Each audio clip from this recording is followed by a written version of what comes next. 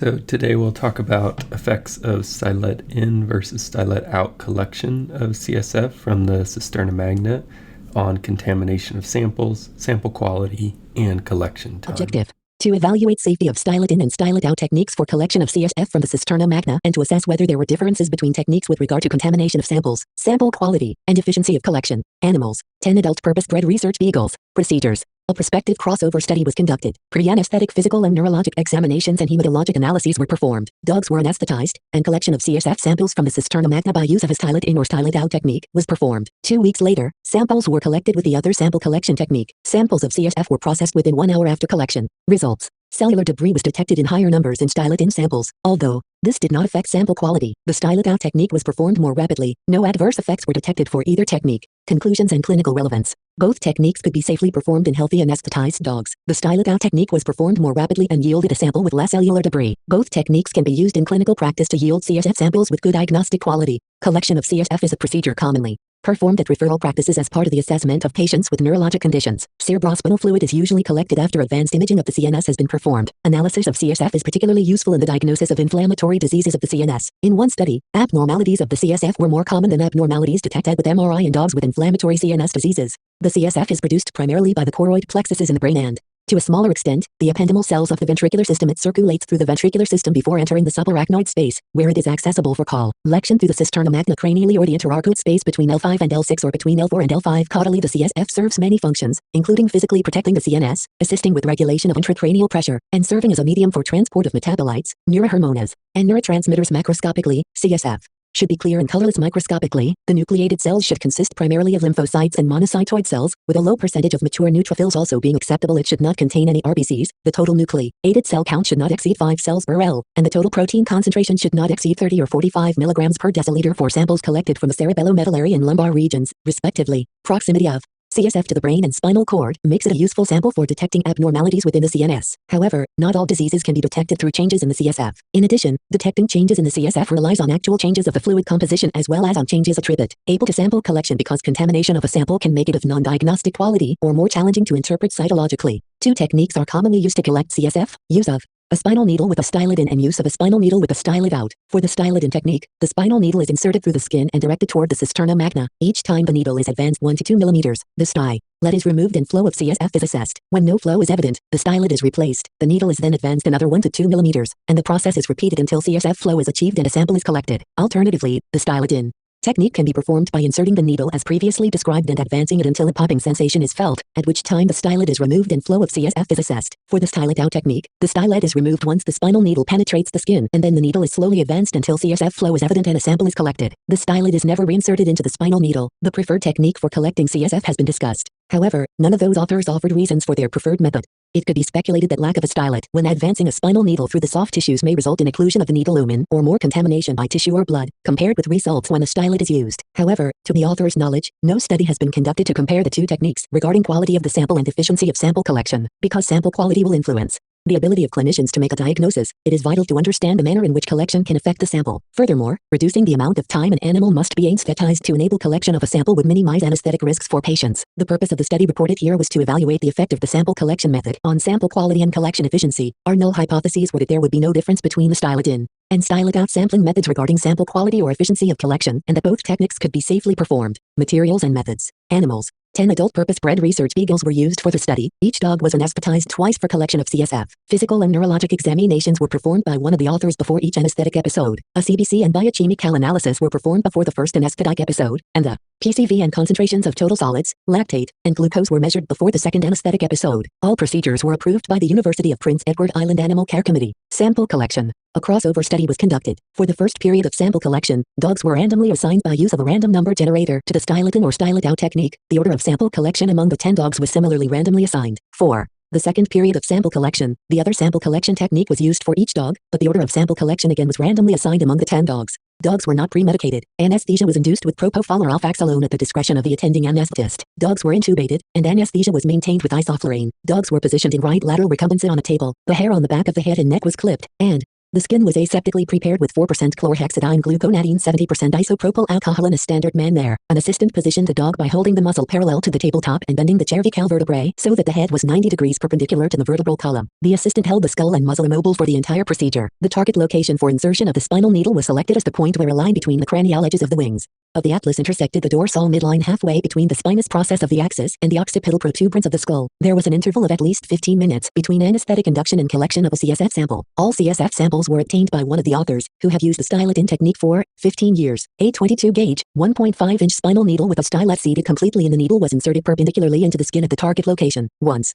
the tip of the needle entered the skin, a stopwatch was started. After the spinal needle was passed through the skin, the protocol differed depending on the technique. For the Stylet-In technique, the stylet was removed and the hub of the needle was observed for several seconds for flow of CSF. When no fluid was observed, the stylet was reinserted into the spinal needle, the needle was advanced approximately 1 millimeter, the stylet was removed again, and the hub was inspected for flow of CSF. This procedure was repeated multiple times as the spinal needle was slowly advanced toward the subarachnoid space. The procedure was continued until CSF flowed from the hub of the needle or until bone was encountered. When bone was encountered, up to 2 attempts were made to move the needle off the edge of the bone and into the subarachnoid space. When these attempts were unsuccessful, the spinal needle was removed completely and the process was repeated from the beginning with another spinal needle. 4. The Stylet-Out technique. The stylet was removed after the needle was inserted through the skin. The spinal needle was slowly advanced toward the subarachnoid space until CSF flowed from the hub of the needle or until bone was encountered. When bone was encountered, up to 2 attempts were made to move the needle off the edge of the bone and into the subarachnoid space. When these attempts were unsuccessful, the spinal needle was removed completely and the process was repeated from the beginning with another spinal needle. For both techniques, CSF was allowed to drip from the hub of the spinal needle into a glass vial that contained no anticoagulants. For both techniques, the stopwatch was stopped when CSF was observed flowing into the hub of the spinal needle. The time to collect CSF and number of attempts required were recorded. When multiple attempts were required to collect CSF, the stopwatch was stopped at the end of successful CSF collection. Therefore, total sampling time included all attempts. Once the CSF sample was collected, the spinal nadile was removed, and the dog was allowed to recover from anesthesia. Approximately 12 hours after the dogs recovered from anesthesia, physical and neurologic examinations were performed by one of the authors. Analysis of CSF samples. Samples of CSF were processed within 1 hour after collection. Samples were processed by 2 laboratory technicians who used a specified protocol. A board-certified veterinary pathologist W. aided all samples. The pathologist was not aware of the collection technique used to obtain each sample. Samples initially were subjectively graded for color and turbidity. Objective analysis was then performed. Objective measures obtained from the prepared slides included RBC count and protein concentration of the fluid, number of morphologically typical appearing mature keratinized squamous epithelial cells, amount of myelin-like material, degree of cell preservation, and amount of cellular and non-cellular debris. Except for evaluation of the squamous epithelial cells, the remainder of the slide evaluation was performed with a 50x oil immersion objective. Overall sample quality was assessed by the pathologist. A sample quality score was assigned. Data analysis. Descriptive statistics were calculated for subject age, body weight, and sex. Dichotomous variables included color, turbidity, and sample quality. Linear mixed effects regression models were used to analyze continuous outcome variables. Box-Cox analysis was used to choose the best power transformation for each variable to match the assumptions of a linear model. Dog was treated as a random effect. The method, period, and method-by-period interaction were treated as fixed effects. When the interaction effect was not significant, the interaction term was excluded from the final model. Small sample inference for fixed effects was addressed by use of the Kenward-Roger estimation method. When model predictor variables were significant and a variable required power transformation, then the pairwise comparisons of the back-transformed estimated medians of the outcome variable were further examined by use of the Wall test. When power transformation was not necessary for an outcome variable, then the pairwise comparisons of estimated means of the predictor variable from the model were reported. All p-values were adjusted for small sample inference. Values of p 0.05 were considered significant. The residual analysis method was used to evaluate validity of the mixed effects regression models. All statistical analyses were performed with commercially available software. Results. The dogs comprised 5 sexually intact females and 5 sexually intact males. Median age was 11.5 months. Median body weight was 9.6 kilograms. Results of pre-anesthetic physical and neurologic examinations were unremarkable for all dogs. No significant abnormalities were detected in results of the pre-anesthetic hematologic analyses. Results of physical and neurologic examinations conducted approximately 12 hours after recovery from anesthesia were unremarkable for all dogs. Both techniques were successfully performed during 2 separate anesthetic episodes on all 10 dogs. Of the 20 CSF samples, 18 were collected on the first attempt, 1 was collected on the second attempt, and 1 was collected on the third attempt. 19 of 20 samples were colorless with no turbidity. The remaining sample was slightly red and slightly cloudy. Sample quality score was 0 for 17 samples and 1 for 3 samples. Myelin-like material was detected in 2 fields in 1 sample and 1 field in each of 2 other samples. In view of these results, no further statistical analysis was deemed relevant. Linear mixed effects regression models were used to analyze each continuous outcome variable. Analyses revealed that the predictor variables did not have a significant effect on any of these variables. For the outcome of variable squamous epithelial cells, mixed model analysis revealed that the number of squamous epithelial cells within the CSF did not differ significantly between the two collection methods. Estimated median number of squamous epithelial cells for the Stylet-in method was 6.374, whereas the estimated median number for the Stylet-out method was 7.433. However, there was a significantly higher number of squamous epithelial cells in samples obtained by use of both methods during the second collection period and during the first collection period. The amount of cellular debris was significantly less in samples collected by use of the Stylet-out technique than by use of the Stylet-in technique. The amount of cellular debris also was significantly greater in samples obtained during the second CSF collection period than during the first collection period. Sampling efficiency was evaluated by counting the number of collection attempts and determining the amount of time required to collect a CSF sample. 18 of 20 CSF samples were collected in one attempt. Both of the collections that required multiple attempts were performed during the second collection period. Collection times during the first collection period did not differ significantly between the Stylet-in and Stylet-out techniques. However, during the second collection period, the Stylet-out technique was performed significantly more rapidly. Because sample collection may fail for a number of reasons, further analysis was performed to investigate whether there was a significant difference in collection time between methods when only one attempt was needed for successful collection of CSF. Data for 2 dogs were excluded from this analysis because 2 or 3 attempts were needed for collection of CSF from these dogs during the second collection period. For this analysis of data for the remaining 8 dogs, period of collection did not have a significant effect on collection time for the Stylet-in and Stylet-out techniques. However, there was a significant effect for method of collection on collection time. Collection time for the Stylet-in technique was approximately 21.1 seconds longer than the collection time for the Stylet-out technique. Discussion. Results of the study reported here indicated that both techniques could be safely used to obtain a CSF sample from healthy dogs. There was a significant difference in samples between the two techniques because cellular debris was found in a higher number of fields in samples obtained by use of the Stylet-in technique. Cellular debris consisted of remnants of ruptured cells. Cells can also be damaged during sample handling and processing, but because all CSF samples were processed in a standardized manner, damage during handling and processing should not have been a factor that impacted the amount of cellular debris in the samples. However, the amount of cellular debris would not likely be of clinical importance because it did not affect results of sample analysis or the sample quality score. Furthermore, sample quality score did not differ significantly between collection techniques. Therefore, the null hypothesis that there would be no difference in CSF sample quality between the two collection techniques was accepted. Higher numbers of squamous epithelial cells were detected in samples obtained during the second collection period. Individual or randomly scattered morphologically typical appearing keratinized squamous epithelial cells are surface contaminants commonly seen in cytologic evaluations that are attributable to the patient or as a result of inadvertent contamination during handling of the samples in glass slides. The presence of these cells in CSF is likely of no importance and not related to neurologic disease. Therefore, the clinical relevance of this finding is likely to be negligible.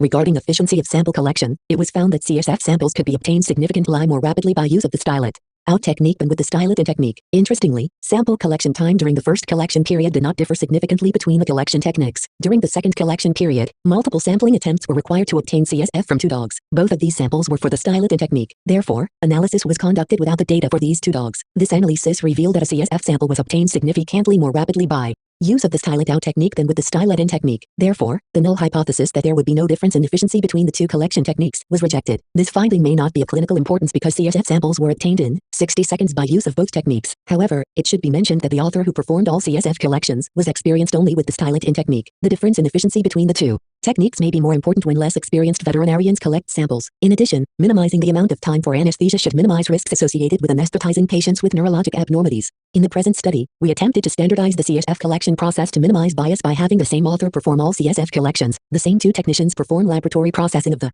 samples within 1 hour after collection, and the same veterinary pathologist analyze all slides. The pre-induction process was also standardized, as was the time of CSF collection after induction. However, we did not standardize the induction agent. 2 agents were used because the dogs were concurrently included in another unpublished study involving laryngeal examination. There was an interval of at least 15 minutes between anesthetic induction and collection of CSF, which should have allowed for clearance of the induction agent. Effects of the induction agent on sample collection and quality were not investigated in this study. In addition, a further limitation of the study was the small number of dogs. It would be ideal to perform a larger study with standardization of the induction agent. Both techniques were safely performed in healthy anesthetized dogs in the present study. The Stylet-out technique was performed slightly more rapidly and yielded CSF samples with less cellular debris, whereas the Stylet-in technique yielded samples that contained more cellular debris. The clinical impact of these findings is not likely to be of importance. Therefore, either technique can be used in clinical practice to obtain CSF samples of good diagnostic quality. This is overall a fairly straightforward article. It's one of those articles that you're kind of surprised it hasn't been investigated yet, just because it seems like everyone has such a strong opinion on how a CSF tap should be performed. For me, since I'm right-handed, I generally will have the patient in right lateral, then introduce the needle with the stylet into the skin, about halfway from the skin to the cerebellomedullary cistern. Then I remove the stylet and keep advancing from there. So I kind of do a middle of the road or a combination of the 2 methods, Most of the time I do measure the distance from the skin to the cistern just to give me an idea of how deep I need to go, and that's based off of the MRI.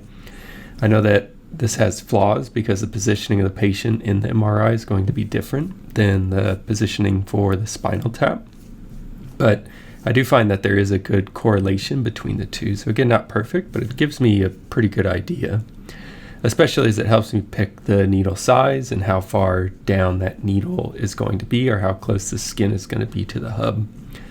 I don't always feel the pop that's talked about with the CSF tap, especially in smaller animals, which is why I don't lead the stylet in, but I know some people are used to that method, and based on this study, it seems like a very reasonable method to do. One thing that I wish they would have reminded us on is how much CSF you can safely collect in a small animal, or at least a dog. So generally it's 0.2 mils per kilogram, and a drop is 0.05 mils. So it means about on average, that means you can get 4 drops per kilogram, which is investigated from a 2016 paper out of BSABA. The results of the paper are a little bit unexpected, but I don't know what to make of them, so I'll just give you my main takeaway, which is that either method is acceptable. Just do what you find comfortable. I think there's always going to be concern that the needle could become occluded without the stylet, but the risk I think is extremely unlikely based on my experience, and that kind of correlates with what they found in this paper, at least for an AO tap. For lumbar taps, I generally keep the stylet in, at least until I hit bone. So this study would be interesting if it was also done in the lumbar region, as the results could be different then. A limitation not really discussed is that all the dogs were the same breed in this study, so it's going to be hard to know if this truly applies to all breeds and all sizes of dogs, but the reality is sometimes this is what you have to work with. So good information from the study. I think it's interesting and overall well done for what they were looking at, and that's all I have.